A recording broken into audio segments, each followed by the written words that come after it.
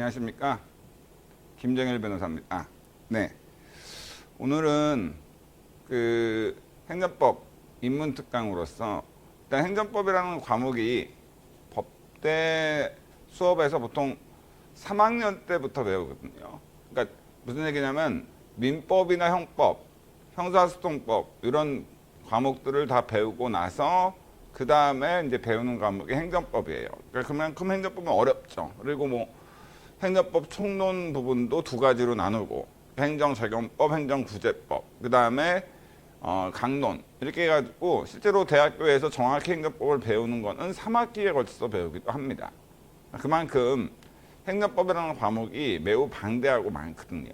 그리고 어렵고. 근데 그래서 실제로 처음에 법을 배우시지 않으시는 분들이 공부하시기에는 조금은 힘들고 그리고 어렵습니다. 그래서 실제로 나중에 가면 갈수록 더더욱 더 어려워지고 하니까 이해를 포기하고 암기로 이제 돌아서 가지고 어떻게든 행정법은 어차피 고득점 맞기 힘드니까 한 50점 정도만 맞자 이런 식으로 해가지고 암기 위주로 이렇게 돌리시는 분들이 많이 있는 것 같아요.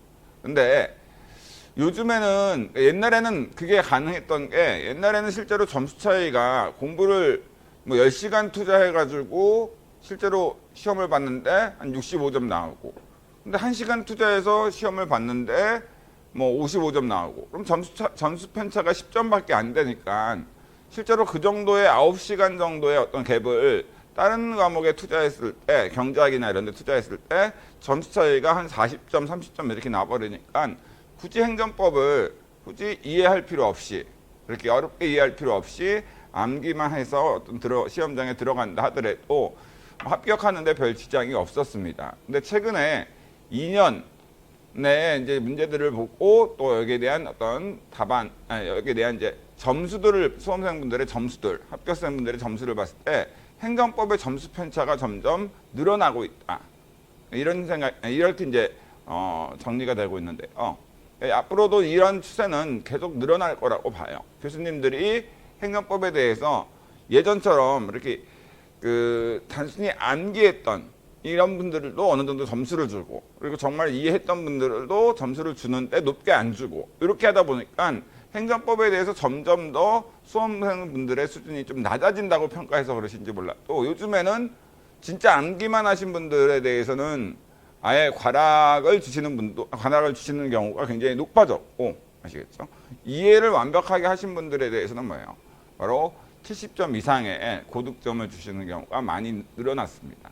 어떻게 보면은 행정법이 이제는 전략 과목으로 5급 공채 시험에서 전략 과목으로 잡을 수 있는 과목이 되었다고 보고 또 행정법에서 여러분들이 충분히 이해를 하시면은 암기량이 줄어들기 때문에 오히려 어떻게 보면 뭐예요? 다른 과목에 투자를 해서 그 시간을 남는 시간을 그래서 다른 과목 점수조차 올릴 수 있다라고 전 생각하고 있습니다. 근데 행정법이 이렇게 법대에서 가장 나중에 배우는 법 과목으로서도 어려운 과목인데 이런 행정법을 어떻게 공부해야 되느냐? 참 힘들죠. 그렇죠? 근데 먼저 여러분들이 공부하셔야 되는 것은 지금 이제 오늘부터 해가지고 한 3시간씩 해서 그리고 이제 9시간 정도의 강의가 진행될 텐데 이 강의를 철저하게 들으시고 이해를 하시면 아시겠죠? 그러면은 여러분들 행정법을 진입하는 데 있어서 실제로 행정법이 이렇게 아주 어렵다는 생각은 전혀 들지 않으실 거고 오히려 쉽고 행정법이라는 학문이 거의 수학이랑 아주 쉬운 수학이랑 비슷하게 앞뒤가 이렇게 연결이 되는구나라는 걸 알게 되실 겁니다. 그러니까 결국 제가 항상 강의 시간에도 항상 강조하고 일반 강의 시간에도 강조하고 했던 게 뭐냐면은 결국은 수학은 앞에 있는 부분을 모르면 뒤에 있는 부분이 이해가 안 되고 또 뒤에 있는 부분을 또 어느 정도 이해를 해야지 앞에 있는 부분이 완벽하게 이해가 되고 이렇게 앞뒤가 유기적으로 연결된 학문이 수학이잖아요. 행정법이라는 학문도 마찬가지예요. 아시겠죠? 그러니까 그래서 지금 하는 강의가 어떻게 보면은 여러분들한테 가장 행정법 공부하는데 가장 중요한 강의다. 아시겠죠? 그래서 제가 이제 프린트를 나누어 드렸는데요. 요 프린트를 거의 10번 이상 보셔야 돼요. 하루에 날 잡아가지고 10번을 보시는 거예요. 아시겠죠? 그리고 그 프린트 상단에 거기 나와 있습니다만은 카톡 아이디가 있으니까 그쪽으로 이 10번을 보신 다음에 이해가 안 되는 단어가 있거나 또는 뭐 이해가 안 되는 내용이 있다. 그러면 그쪽으로 카톡으로 편하게 저한테 질문하시면 제가 여러분들한테 충분히 그 부분에 대해서 답변도 해드리고 여러 가지 상담, 뭐 카톡 아이디로 행정법과 관련된 이번 강의와 관련된 상담 외에도 뭐 그 외에 수험 전체에 대해서 내가 어떻게 공부를 해야 되는가 이런 부분에 대한 상담도 가능하니까 언제든지 카톡 아이디를 통해서 상담을 요청해 주시면은 제가 성심성의껏 상담을 해드릴 수 있도록 하겠습니다. 자, 그러면은 하여간 다시 한번 말씀드리지만 굉장히 중요한 강의고 이 내용을 이해하시면은 사실은 행정법이 진짜 어렵지 않거든요. 일단 오늘 하는 강의인 법학의 기초 이 부분은 그 법대생들이 처음 법학을 배우기 전에 1학기에 배우는 것으로서 법학 개론이라고 해서 법에 대한 기본적인 내용들을 이제 다루는 거라고 보시면 돼요. 행정법도 법이기 때문에 당연히 법학의 기초를 배우지 않고 바로 처음부터 행정법 배우는 건 무리가 있기 때문에 자, 이번 강의를 통해서 여러분들이 법대생들이 6개월, 그러니까 반대로 한 학기 동안 배우게 될 법학 통론을 저랑 같이 배운다고 생각하시면서 한번 보도록 하겠습니다. 필기는 굳이 하실 여러분들은 필기하실 필요가 없는 게 여기 그 프린트에 다 있습니다. 여러분한테 드리는 프린트에 다 있으니까 굳이 필기를 하실 필요는 없다고 봐요. 여러분들은. 자, 그러면은 자, 법. 사람이 사회생활하면서 준수해야 되는 규범에는 여러 가지 규범들이 있어요. 윤리규범도 있고 도덕규범도 있고. 근데 법이라는 것도 사람이 사회생활하면서 준수해야 되는 규범 중에 하나입니다. 근데 이 법이라는 규범이 윤리규범이나 도덕규범과는 다른 어떠한 특징적인 점이 있느냐. 바로 이제 이것이 이제 문제가 되는 거죠. 자, 이 법이라는 규범의 특징은 다른 사람이 사회생활하면서 준수해야 되는 윤리규범, 도덕규범과 달리 국가 공권력에 의해 강제력이 행사된다. 바로 국가 공권력에 의해 강제력이 행사된다. 이게 이제 법이라는 규범의 핵심이라고 보시면 되겠죠. 자, 그랬을 때 무슨 얘기냐? 예를 들어 우리나라의 윤리규범으로 그 어린아이들은 어른들한테 반말을 해서는 안 된다. 존댓말을 사용해야 된다. 이게 이제 우리나라의 윤리규범인데 이러한 윤리규범을 위반해서 어떤 애들이 어른한테 반말을 했다고 해서 국가가 경찰을 통해서 그 애를 잡아가지고 강제력을 행사해서 감옥에 가두진 않죠. 그냥 사회적으로 비난할 뿐입니다. 근데 거기에 비해서 법이라는 규범에 대해서 예컨대 형법이라는 법에 보면은 살인을 하지 말라고 돼 있는데 그런 형법이라는 법이라는 규범을 위반해서 어떤 살인을 했다. 이런 경우에는 국가 공권력으로서 경찰이 그 사람을 잡아서 그 검사가 기소, 형사소송을 제기해서 형사법원이라는 국가기관이 형벌을 부과해서 교도소에 강제력을 행사해서 가두죠. 이렇게 다른 규범과는 달리 법이라는 규범은 바로 그 준수와 관련돼서 국가 공권력에 의해 강제력이 행사된다. 이것이 이제 가장 법이라는 규범의 핵심이라고 보시면 돼요. 아시겠죠? 강제력이 행사되지 않으면은 그건 법이라고 할 수도 없고 의미가 없는 거죠. 아무런 의미가 없는 거죠. 예를 들어서 자가격리 조치를 감염병 예방 및 관리에 관한 법률에 따라 자가격리 조치했는데도 이 사람이 그걸 어겨서 그 법을 어겨가지고 마음대로 돌아다닌다. 근데 여기에 대해서 국가가 공권력 행사를 통해서 강제력을 그 사람한테 행사하지 않는다면은 누가 그걸 준수하겠습니까? 그렇죠? 그래서 법이라는 규범의 특징은 이거다. 그래서 사람이 사회생활하면서 준수해야 되는 규범 중에 바로 이 규범의 내용이 이거를 만약 국민들이 위반하면은 사회 질서가 유지될 수 없고 국가가 제대로 돌아갈 수 없다라고 판단될 정도로 정말 중요한 내용.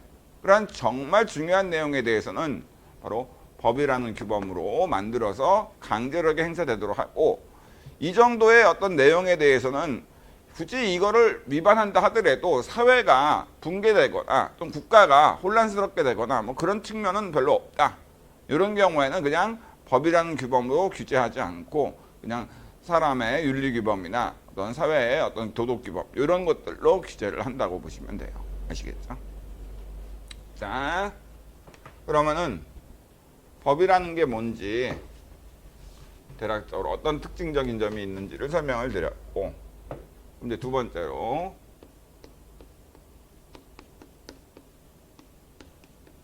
법의 분류. 법이라는 규범을 우리가 하나하나씩 분류했을 때 어떤 식으로 분류가 될 수 있느냐. 자, 했을 때 첫 번째로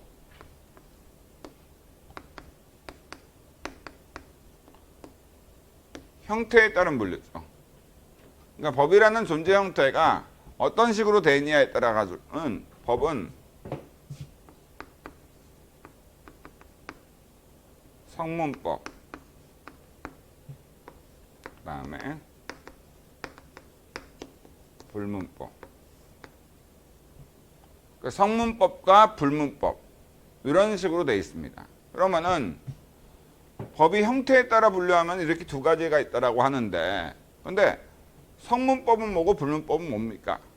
했을 때 뭐 다 이미 여러분들 사회탐구 시간이나 이런 때 많이 배우셨겠지만은 성문법은 법의 형태가 문서나 문자화되어 있는 법. 그러니까 국민들이 어떠한 내용이 법인지를 문서나 문자를 보고 알 수 있는 형태로 되어 있는 법. 이게 바로 성문법입니다. 아무래도 대한민국 법전에 문자로 써져 있는, 법의 내용이 문자로 써져 있는 그러한 형태의 법을 우리가 성문법이라 해요. 아시겠죠? 그럼 불문법은 말 그대로 불, 아닐 부자죠. 그죠? 그 다음에 문자문. 그죠? 그래서 문서화되어 있지 않은 법. 이게 바로 불문법입니다. 아시겠죠? 그러니까 문서나 문자화되어 있지 않은 법. 이게 이제 불문법이라고 보시면 돼요. 그랬을 때 세계적으로 법 계열이 여러 가지로 분류될 수도 있겠지만 대륙법 계열이랑 영미법 계열. 이게 이제 두 가지로 구분될 수가 있는데, 대륙법 계열은 거의 세계 대다수의 국가가 취하고 있는 법 계열이 대륙법 계열이라고 보시면 돼요. 독일과 프랑스와 같은 유럽 대륙의 섬나라인 영국이 아닌 유럽 대륙인 독일과 프랑스법 계열, 이게 이제 대륙법 계열이라고 보시면 되는데, 뭐 우리나라, 뭐 중국, 일본 다 세계 대다수의 국가가 대륙법 계열이라고 보시면 돼요. 근데 이 대륙법 계열에서는 형태와 관련돼서, 법의 형태와 관련돼서 기본적으로 뭐예요? 성문법 국가라고 해요. 법의 존재 형태가 우선적으로 이 대륙법 계열에서는 성문법 국가라고 해서 성문법의 형태로 존재해요. 그래서 국민들이 내가 어떤 내용을 위반하게 되면은 내가 어떤 행위를 국가로부터 당하게 되겠구나, 이런 거를 문자나 문서화되어 있는 성문법을 통해서 알게 돼요. 그래서 국민들이 미리 대한민국 법전, 뭐 식품위생과 관련된 업무를 종사하는 사람이다. 그럼 내가 준수해야 될 내용이 뭐가 있을까? 이런 것들을 식품위생법이나 식품위생법 시행령, 식품위생법 시행규칙이라는 성문법을 찾아봐서 거기 문자화 돼 있잖아. 청소년한테 주류 제공하면 안 되겠구나. 청소년을 고용해서 뭐 성매매 시키거나 이런 행동하면 안 되겠구나. 이런 것들이 다 나와 있으니까 그런 걸 통해서 국민들이 뭐예요? 내가 이런 것이 성문법으로, 그러니까 문자화되어 있는 법의 내용이니까 이거를 위반하면 안 되겠구나를 미리 예측하고 알 수 있게 되는 거죠. 근데 영미법 계열은 영국과 미국이죠. 기본적으로 영국, 미국. 여기는 불문법 국가라고 해요. 요즘에는 그렇지 않은 경우도 많이 있지만 어쨌든 영국과 미국인 경우는 원칙적으로 법의 존재 형태가 문서나 문자화되어 있는 성문법의 형태로 존재하지 않고 불문법의 형태로 존재합니다. 그러면 영국과 미국의 국민은 우리나라의, 영국과 미국의 어떠한 내용의 법이 있는지를 문서나 문자화되어 있는 성문법의 형태의 법이 없다 보니까 영국과 미국에 어떠한 내용의 법이 있는지를 어떻게 합니까? 국민들이. 왜냐하면 문서나 문자화되어 있는 법의 형태는 존재 안 하니까 불문법 국가에서 성문법이라는 법의 존재 형태가 인정이 안 되기 때문에 원칙적으로 그래서 이러이러한 내용이 미국의 법이다, 영국의 법이다 이렇게 이것이 문서나 문자로 이렇게 기재되어 있지가 않아요. 그러면 영국과 미국의 국민은 어떠한 내용이 영국과 미국의 어떤 법인지를 어떻게 합니까? 라고 했을 때 영국 연방대법원 또는 미국 연방대법원 판례가 이러이러한 내용이 미국의 불문법이다, 영국의 불문법이다 라고 판결을 내리면은 그러면 그것이 바로 뭐예요? 미국의 불문법, 영국의 불문법으로서 인정이 되는 겁니다. 아시겠죠? 대표적인 예가 미란다 케이스, 그러니까 미란다 사건이죠. 미국 연방대법원 판례 사건인 미란다 케이스 사건인데 그 미란다라는 범죄인을 이제 그 미국 경찰이 체포할 때 너는 변호사를 선임할 권리가 있고 묵비할 권리가 있다 라는 말을 얘기하지 않고 그 미란다라는 사람을 체포를 했어요. 아시겠죠? 근데 그러니까 이제 여기에 대해서 이제 어차피 그 사람이 범죄 행위를 범한 건 분명하니까 잘못을 했으니까 그래서 이제 검사가 이제 형사소송을 제기를 했죠. 근데 여기에 대해서 이제 미국 연방대법원이 바로 범죄인을 경찰이든 어떤 수사기관이 범죄인을 체포하기 전에는 먼저 변호사를 선임할 권리와 묵비할 권리를 고지해야 된다는 것이 미국의 불문법이다 라고 이렇게 선언하고 그렇기 때문에 당연히 이러한 경찰의 수사행위는 미란다를 체포하는 수사행위는 미국의 불문법을 위반한 위법한 수사행위였다라고 그 미란다 사건에서 판결을 내립니다. 한마디로 미국에서 그 연방대법원이 그 미란다 사건이라는 판결을 통해서 뭐예요? 범죄인을 체포하기 전에는 경찰은 변호사를 선임할 권리와 묵비할 권리가 있다는 것을 반드시 미리 고지하고 난 다음에 체포할 수 있다. 그래서 이것이 미국의 불문법이다라고 판결해서 내린 거예요. 그러니까 그 판결 이후에 뭐예요? 그 내용이 바로 미국의 불문법이 돼가지고 그래서 뭐예요? 미드나 이런 영화 같은 거 범죄와 관련된 영화를 볼 때 미국 경찰들이 뭐예요? 체포할 때 뭐예요? 바로 수갑을 채우기 전에 반드시 변호사 선임권과 묵비권을 고지한 다음에 하죠. 아시겠죠? 바로 이런 게 미란다 사건과 관련돼서 바로 영국과 미국의 불문법이라는 영국과 미국은 불문법이라는 법의 형태로 존재한다.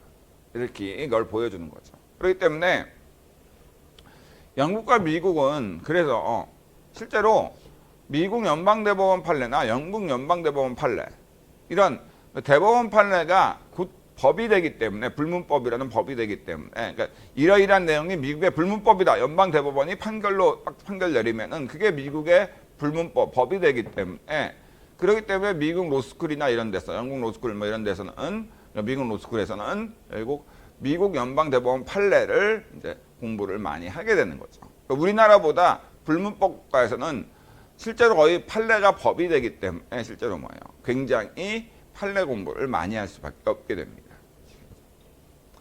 자, 어쨌든 근데 뭐 이거는 이제 말씀을 드린 거고 그러면은 우리나라는 성문법 국가란 말이에요. 대륙법 계열로서. 그러니까 원칙적으로 법의 존재 형태는 성문법의 형태로 존재하고 예외적으로 뭐예요? 불문법이라는 게 그 예외적으로 우리나라에서도 인정되긴 합니다. 근데 기본적으로 우리나라는 성문법 국가이기 때문에 법의 존재 형태는 문서나 문자화되어 있는 성문법의 형태로 존재를 해요.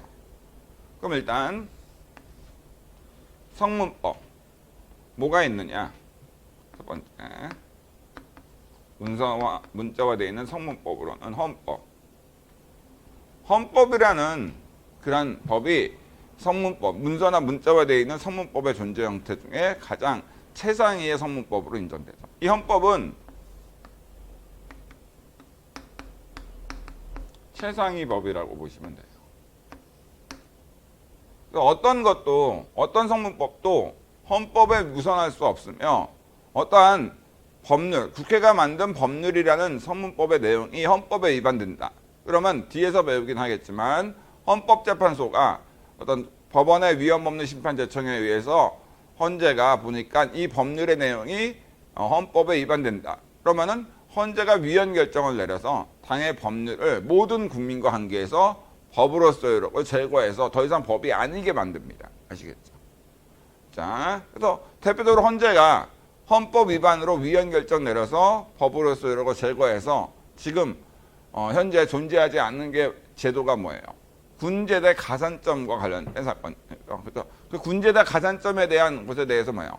그 예전에는 군 제대하신 분들한테 7급이나 9급. 그러니까 옛날에도 5급이나 아무래도 옛날에는 행정고시라고 했죠. 그러니까 행정고시랑 사법고시 이런 데는 그 군 제대하신 분들에 대한 가산점은 원래부터 없었고 단지 7급, 9급 공무원 시험에는 군 제대하신 분들에 대한 가산점 제도가 있었거든요. 근데 여기에 대해서 이제 헌재가 이것이 군대를 갔다 오지 않은 그런 분들이 남자분들이던 여성분들에 대해서 그 차별인데 좀 과도하다 뭐 이런 식으로 판단해서 그러니까 합리적 차별 사유가 없다라고 판단한 건 아니고 단지 좀 너무 과도하게 가산점을 부여해서 군대 안 갔다 오신 분이 7구급 시험을 합격하는 게 너무 어렵다라고 해서 헌재가 이제 위헌 결정, 헌법에 위반된다는 위헌 결정을 내려서 그 조항을 바로 뭐예요? 법으로서 제거해 버렸죠. 그래서 지금까지도 뭐예요? 결국 7구급 시험에서 뭐예요? 군 제대하셨다 하더라도 뭐예요? 가산점이 부여되지 않고 있는 거죠. 근데 어쨌든 이렇게 헌법은 최상위의 성문법, 법 중에 가장 높은 그런 어떤 것도 이 헌법에 위반될 수 없는 최상위의 법인데 그 이유는 왜 그럴까? 그 이유는 헌법이 최상위의 성문법으로 인정되는 이유는 왜 그럴까? 왜 그럴까요? 바로 뭐냐? 우리나라는 민주주의 국가죠. 민주주의 국가인데 민주주의 국가에서 국가의 주인은 누구예요? 당연히 국민이죠. 그죠? 그럼 국가의 주인이 국민이란 말이에요. 근데 헌법은 그 주인인 국민이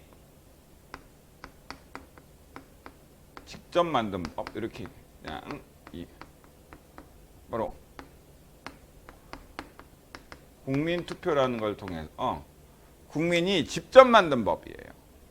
그러니까 주인이 직접 만든 법이니까 주인의 직접적인 의사니까 이것보다 우월한 게 있을 수는 없겠죠. 그러니까 국가의 주인은 민주주의 하에서 당연히 뭐예요?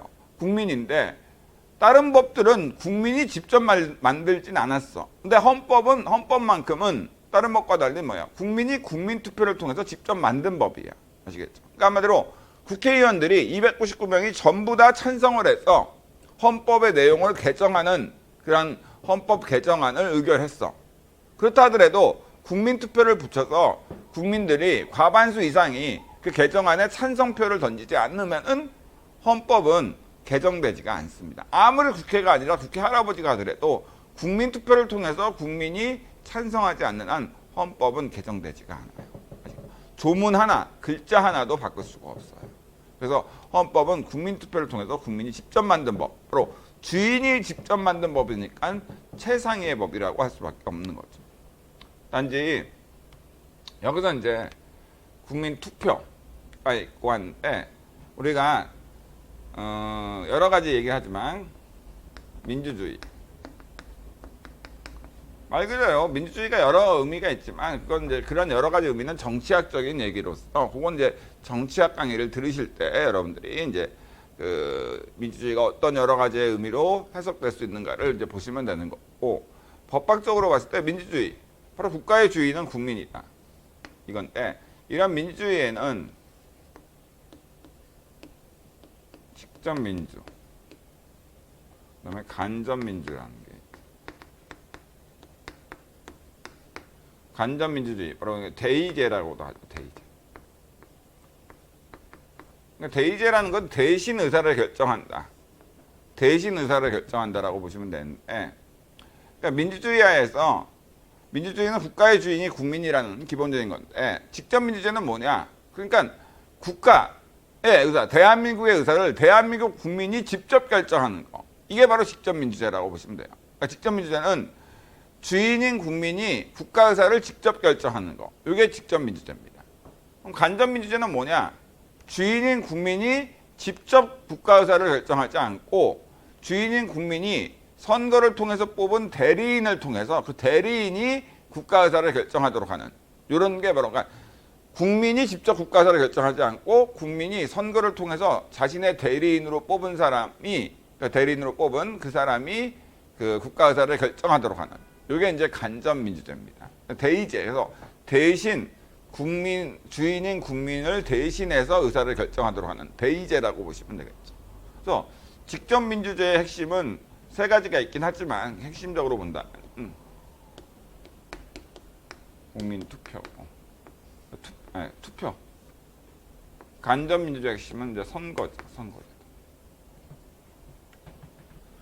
그래서 선거는 뭐냐면은 대통령 선거, 국회의원 선거 이런 거 보셨죠? 이건 뭐야? 바로 국민이 직접 대한민국의 의사를 결정하지 않고 대통령이나 국회의원을 뽑아서 선거를 통해서 자신의 대리인인 대통령과 국회의원을 뽑아서 그 대통령과 국회의원으로 하여금 대한민국의 의사를 결정하도록 하는 이게 이제 바로 선거제도, 간접민주제라면 투표는 직접 국민이 국가 의사를 결정하는 거예요. 예를 들어서 그 대통령이 헌법 72조에 따라 가지고 그 북한과 교류를 자유롭게 경제 활동만큼은 자유롭게 할까요? 안 할까요? 이 부분에 대해서 대한민국이라는 국가의 의사를 어떻게 결정할까요? 라고 해서 대통령이 국민투표에 부의했어. 국민투표에 붙인 거죠.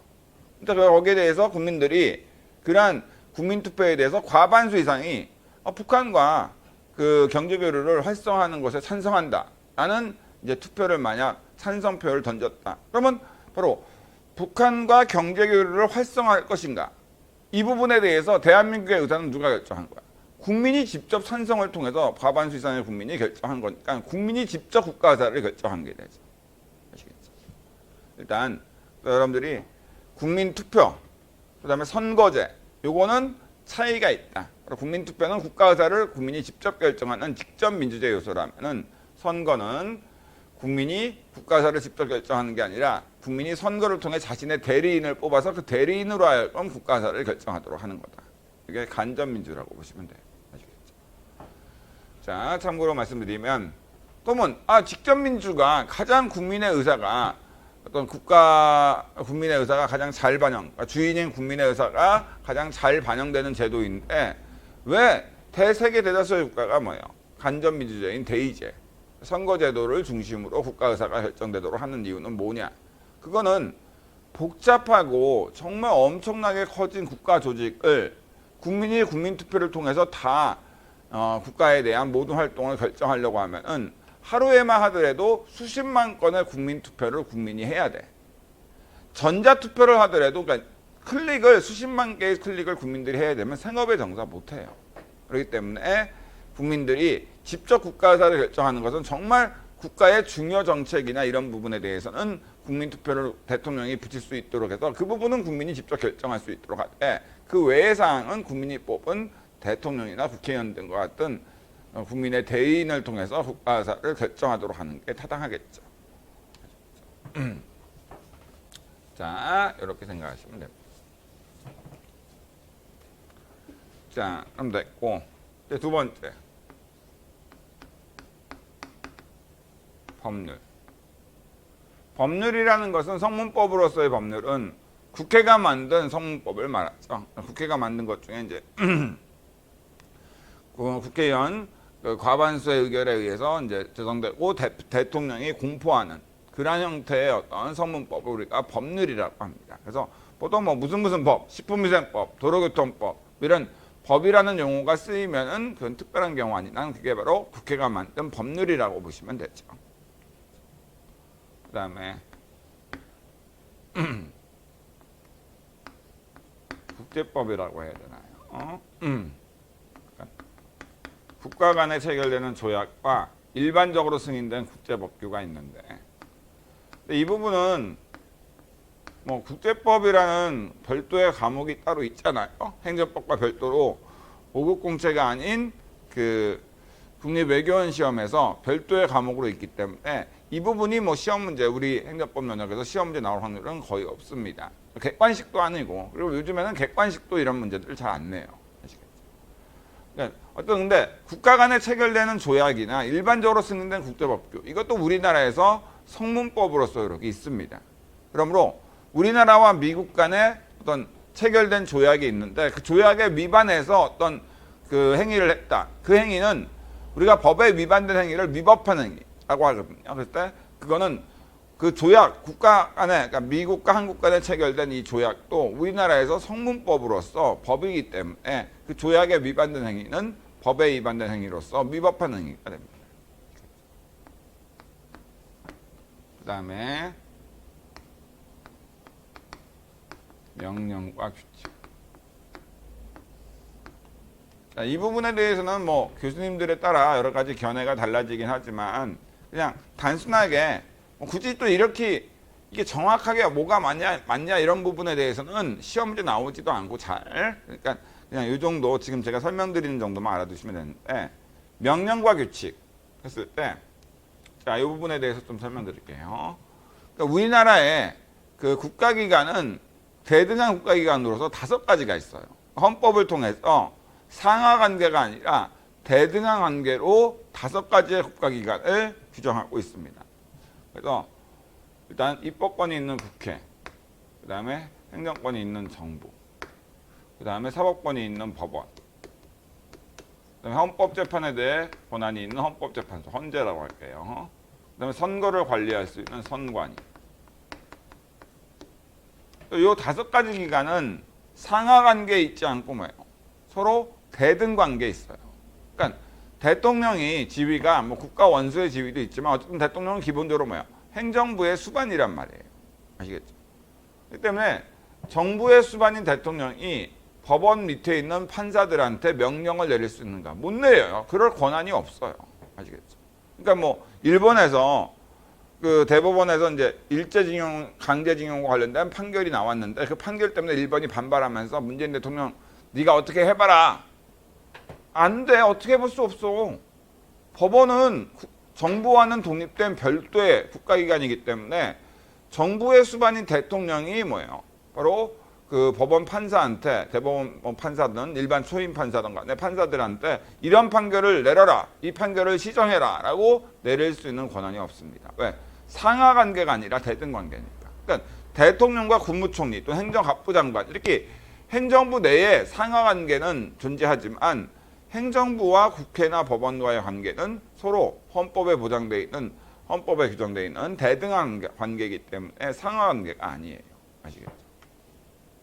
자, 그랬을 때 그래서 우리가 아시는 것 같이 그래서 뭐예요? 이 공무원들 여기 소속되어 있는 공무원들을 뽑을 때 뭐예요? 시험이 보통 다르잖아요. 우리가 국회직 공무원은 뭐예요?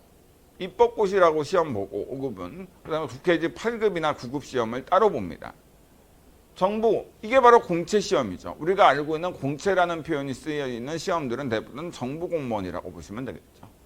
법원 공무원, 법원 공무원 시험이 따로 있죠. 법원 행시라고 5급을 뽑는 경우가 있고 법원 사무관을 뽑는 그다음에 법원에 소속된 뭐 공무원들을 뽑는 법원 공무원 시험이 따로 있고 헌재 공무원 시험과 선관위 공무원 시험도 따로 있어요. 아예 국가의 기관으로서 전혀 다른 기관이기 때문에 공무원을 임명할 때도 뭐예요? 별도의 시험으로 임명을 하는 거죠. 아시겠죠? 자, 그런데 명령과 규칙을 얘기하면서 왜 이걸 얘기했습니까? 라고 하면은 이렇게 보시면 돼요. 이 행정부에서 만드는 여기서 만드는 성문법. 그냥 이해를 이렇게 하시면 편할 것 같아요. 이게 명령이라고 보시면 돼요. 그 다음에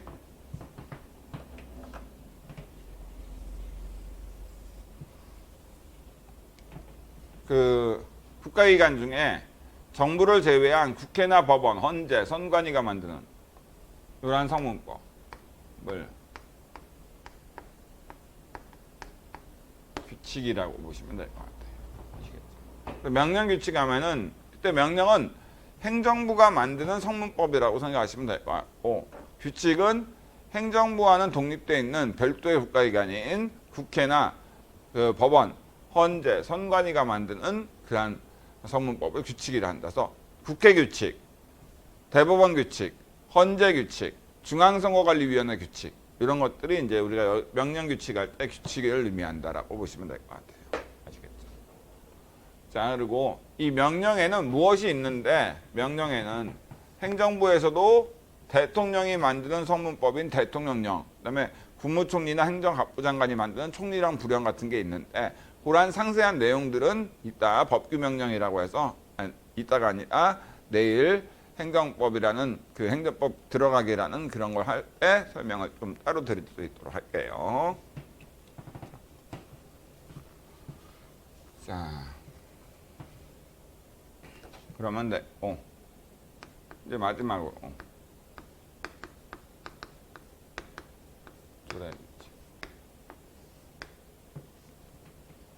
조례 규칙이라는 게 있죠. 일단 조례는 지방의회가 만드는, 지방의회가 뭔가, 지방자치단체가 뭔지 이런 것들 좀 이따 설명드릴 테니까 조금만 참아주시면 될 것 같아요. 조례는 지방의회가 만드는 성문법, 그러니까 서울시 의회가 만든 서울시 조례, 이게 이렇게 서울시 의회라는 지방의회가 만든 성문법을 조례라 하고, 규칙은 서울시장과 같은 지방자치단체 장이나 서울시 교육감과 같은 지방자치단체의 교육감, 그러니까 지자체장이나 교육감이 만든 성문법을 규칙이라 해요. 그러니까 조례 규칙할 때 이 규칙은 지방자치단체 장이나 교육감이 만든 성문법이라고 보시면 돼요. 그러니까 서울시장 규칙, 서울시 교육감 규칙 이런 것이 이제 그 조례 규칙할 때 규칙이라고 보시면 되죠. 아시겠죠? 그럼 이제 됐고, 불문법. 그러니까 우리나라는 성문법 국가이기 때문에 우선적으로 법의 존재 형태는 성문법의 형태로 존재해요. 그래서 이 5가지가 기본적으로 성문법으로서 이거에 위반되면 미법한 행위가 되는 게 원칙이긴 해요. 근데 성문법만으로는 합리적인 해결이 안 되는 경우가 되게 많다라고 얘기하기는 좀 그렇고, 그러니까 합리적인 해결, 그러니까 정의에 부합하는 해결이 안 되는 경우가 있다는 거죠. 성문법만 적용해서는. 그런 경우에는 예외적으로 뭐예요? 불문법이 필요하게 되는 거죠. 아시겠죠? 그래서 성문법 국가라 하더라도 불문법으로 우리나라에서 관습법, 그러니까 조상대대로 내려온 관습이 어떤 법으로 인정돼서 그래서 이제 여러 가지 인정되는 경우가 있습니다. 또 여기에 대해서는 상세한 건 나중에 설명을 드리긴 하겠지만, 상세한 거 설명드릴 필요도 없고 시험지 안 나오니까 객관식에서는 나올 수 있죠. 근데 객관식에서도 요즘에는 안 나오고 주관식에서는 더더욱이나 나올 확률이 없긴 합니다. 근데 참고적으로 그냥 재미삼아 이 관습법이 뭐냐? 조상대대로 내려온 관습을 대법원, 우리나라 최종적인 그 법원 중에 최상위의 법원인 대법원에서 이러이러한 조상대대로 내려온 관습에 대해서 이거는 우리나라의 불문법이다라고 판결을 내리면 그것이 이제 관습법으로서 인정이 되는 겁니다. 아시겠죠? 자, 근데 이런 관습법으로 인정된 게 관습법상 2법권이라는 그 판례가 있는데, 그게 뭐냐면은 이렇게 이제 이해는, 그러니까 논리적으로 이렇게 생각하시면 돼요. 권리라는 것은 법에 의해서 보호되는 이익, 그러니까 법이 보호하는 특정된 사람의 이익. 이건 뭐 뒤에서 설명드릴 겁니다. 그러니까 법에 의해 보호되는 특정된 사람의 이익이 권리예요. 그러므로 어떤 사람이 이익이 침해됐다 하더라도 그 이익이 법에 의해 보호되는 게 아니다. 그럼 그거는 권리가 아니에요. 아시겠죠? 자, 그런데 어떤 문제가 있었냐면은, 그러니까 예를 들어서 간척 사업이라고 해서 바다를 막아가지고 육지로 만드는 그런 간척 사업을 하게 됐어. 아시겠죠? 근데 이 간척 사업을 하게 되면은 당연히 바다가 없어지니까 그 바다에서 그 군량식을 하시는 분이나 바다에서 물고기를 잡으시는 분들, 이런 분들에는 또 바다 그 갯벌에서 낙지나 바지락을 캐시는 분들, 이런 분들에 대해서는 뭐예요? 그 생계를 잃게 되니까 보상을 해줄 필요가 있단 말이에요. 근데 수산업법이라는 성문법에 보니까 그 당시 법에 따르니까 군량식 하시는 분이나 또는 그 통통배 같은 배를 타고 그 물고기를 잡으시는 이런 어선들에 대해서는 보상금 지급 청구권이라는 권리를 인정했어요. 그래서 그분들은 보상금을 받을 수 있었어. 그래서 이제 생계를 잃었지만 국가로부터 보상금, 수산업법에 의해서 보호되는 보상금 지급 청구권이 인정돼서 국가로부터 보상액을 많이 받아가지고 이제 갔어요. 아시겠죠? 근데 실제로 가장 생계에서 가장 사실 군량식 어업 같은 경우에는 어업 면허권 하나가 소멸시키는데 보통 100억 정도를 보상금으로 지급이 되거든요. 100억 정도 보상금이 지급되기 때문에 실제로 군량식 어업 면허 받아가지고 어업하시는 분들은 부자예요. 또 통통배, 어선 선주 같은 경우에도 척당 경우에 따라 다르긴 하지만 5억이나 좀 배가 진짜 크고 엄청나다라고 하면 10억까지 보상금이 나옵니다. 그분들은 사실 먹고 사는데 지장이 없는데 겨우겨우 바지락이나 낙지를 캐가지고 그래가지고 생계를 유지하시는 진짜 가난한 어민들, 이런 분들에 대해서는 수산업법에서 보상금을 지급해달라고 요구할 수 있는 권리를 수산업법이라는 성문법에서 인정하고 있지 않았어. 헌법에서도 그렇고 다른 성문법 어디에도 그분들의 어떤 그 간척이 돼서 갯벌이 사라짐에 따라 이제 더 이상 낙지나 바지락을 캘 수 없어서 생계를 유지할 수 없는 이분들한테 성문법 어디에도 뭐예요? 바로 보상금 지급 청구권이라는 권리를 인정하고 있지 않은 거예요. 근데 대법원 판사가 보니까 대법원 판사분들이 보니까 이분들한테 보상금을 인정하지 않는 것은 사회 정의에 반하지 않느냐. 실제로 국가가 간척 사업을 하는데 어떤 국민이 생계를 잃게 됐는데 정말 불쌍한 국민들이야. 불쌍한 국민들이 갑자기 그 갯벌 생계의 터전을 잃게 돼서 엄청난 피해를 받고 있는데 여기에 대해서 보상금을 지급하지 않는다. 이거는 문제가 있지 않느냐라고 생각을 했어요. 그래서 이제 인정한 게 바로 관습법이라는 불문법도 법이니까 관습법을 인정해서 관습법에 의해서 권리가 인정된다라고 해서 거기에 따라 보상금 지급 청구권이라는 권리가 인정된다. 왜? 관습법도 법이니까 관습법에 의해서 보호되는 이익도 권리거든요. 불문법도 관습법이니까. 그래서 조상대대로 낙지나 바지락을 캐왔다면 그 어민들한테 뭐예요? 관습법상 입업권이라는 바로 권리가 있고 그러한 권리를 침해해서 간척 사업을 했으므로 보상금 지급 청구권이라는 권리가 인정된다라고 해서 그래서 꼭 그 사람한테 보상금 그 어민들한테 보상 청구권을 인정한 그러한 판례가 있습니다. 그다음에 조리 최후의 불문법 정의 서양에서 얘기하면 정의, 저스티스 같은 그런 거죠. 교수님들은 뭐 사물의 본질적 법칙, 사물의 본성 뭐 이렇게 얘기하는데 그냥 간단하게 이렇게 생각하시면 돼요. 당해산에서 성문법을 모두 적용해보고 관습법까지 적용했는데도 너무나도 사회 정의에 반하는 불합리한 결론이 나온다. 이런 경우에 적용되는 최후의 불문법이 바로 조리라고 보시면 돼요. 아시겠죠? 조리는 성문법이나 관습법으로는 해결할 수 없는, 그러니까 정말 성문법이나 관습법만 적용해서는 너무나도 불합리한 결론이 나오는 경우, 그때 적용되는 최후의 불문법이 바로 조리라고 보시면 됩니다. 아시겠죠? 대표적인 예로 뭐 국가배상과도 관련이 있으니까 국가배상과 관련된 예를 들어본다면 그게 이제 조리를 적용한 걸로 보긴 해야 되는데, 예를 들어서 군산시 대명동 사건이라는 사건이 있었는데 어떤 조직폭력배가 그 여성들 성매매 여성들을 감금한 상태에서 성매매를 시켰어. 그래서 착취를 했죠. 그래서 돈을 벌고 착취를 했는데 그 여성들이 감금된 상태에서 밖에 쇠창살 밖에 창문을 보니까 경찰관이 지나가고 있는 거야.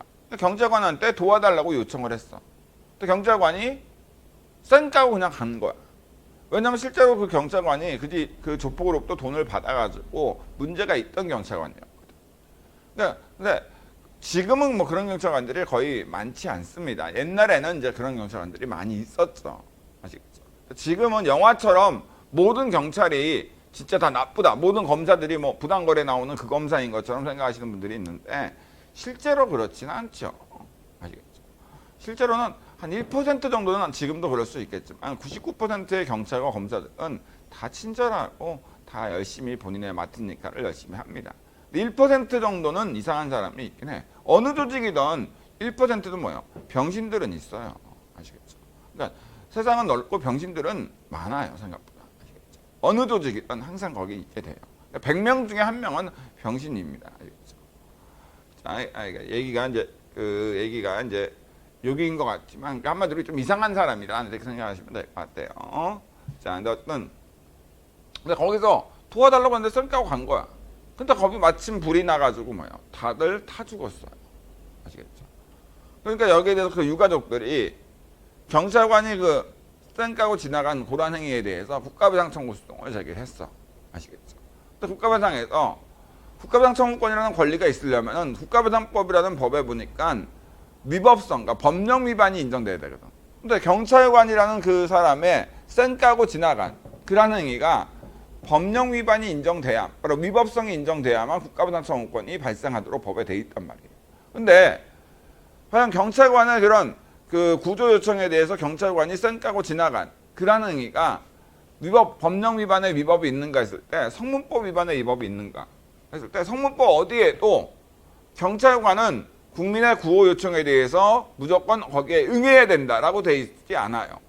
그러니까 법에서는 국민이 구호 요청을 해서 국민의 생명신체에 대한 위험이 있으면은 경찰권 발동할 수 있다 이렇게 재량으로 돼 있단 말이에요. 그러니까 발동할 수 있다라고 성문법 법률에서는 경찰관 직무집행법에서는 재량으로 돼 있다 보니까 발동을 할지 안 할지는 경찰관의 자유로 돼 있지 발동해야 될 의무가 부과돼 있지 않아. 그다음에 국민의 생명신체에 대한 위협이 있다 하더라도 성문법에서는 발동할 수 있다라고만 돼 있으므로 발동을 안 한 쌩까고 지나간 행위가 성문법 위반의 위법은 없어. 그렇다고 조상 대대로 내려온 관습으로 그러한 경우에 경찰권 발동을 해야 된다는 관습도 존재하지 않아. 그렇다고 해서 그러한 경찰관은 그러한 쌩까고 지나간 행위에 대해서 법령 위반, 위법이 없다라고 해서 국가배상청구권을 부정하게 되면은 그러면은 국가의 임무라는 게 뭐야? 일차적 임무가 국민의 생명신체를 보호하는 건데 국민이 생명신체를 보호해달라고 국가기관인 경찰한테 얘기했는데 쌩까더라도 위법이 없다라고 하게 되면 이건 사회 정의에 반하잖아요.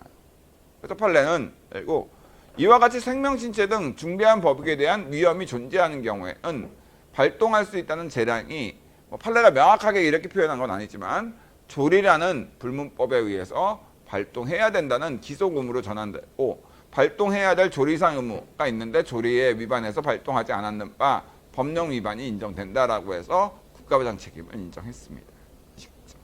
여러분들 그렇게 여러분들이 보시면 될 것 같아요. 그래서 법을 형태에 따라 분류하면 이렇게 성문법과 불문법이 존재한다. 여러분들 그렇게 정리하시면 되겠습니다. 이제 두 번째.